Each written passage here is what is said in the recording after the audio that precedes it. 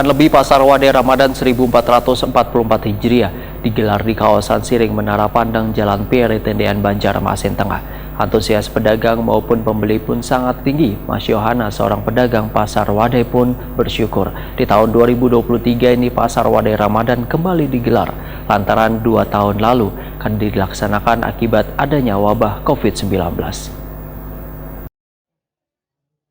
Sepekan lebih Pasar Wadai Ramadan 1444 Hijriah digelar di kawasan Siring Menara Pandang Jalan PR Tendean Banjarmasin Tengah. Antusias pedagang maupun pembeli pun sangat tinggi. Salah seorang pedagang Pasar Wadai, Mas Yohana, Waitakwan di Prima TV Kamarian Minggu 2 April 2023 memadahkan berjualan di Pasar Wadai Ramadan ini telah dilakukan secara turun-temurun. Sehingga wayah Pasar Wadai Ramadan 2 tahun lalu karena dilaksanakan lantaran adanya wabah COVID-19, maka terpaksa berjualan di pinggir di kawasan Kampung Melayu. Mas Yohana pun bersyukur di tahun 2023 ini Pasar Wadai Ramadan kembali digelar.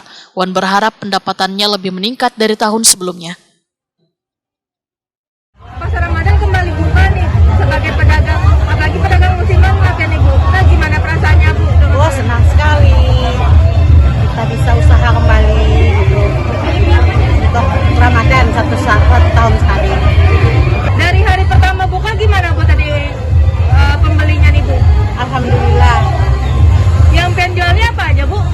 Wadai Sumapan, wadai beceper, jurang tenara, puding sama bingka.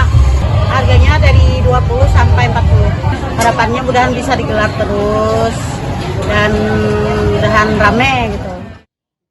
Sementara itu, Syahrida, warga Kampung Gedang, mengaku senang lantaran Pasar Wadai kembali ditemui di Ramadan tahun ini, sehingga memudahkan untuk mendapatkan berbagai menu makan dan minuman berbuka puasa. Syahrida berharap Pasar Wadai Ramadan yang adanya setahun sekali ini bisa dilaksanakan kembali wayah datangnya bulan Ramadan.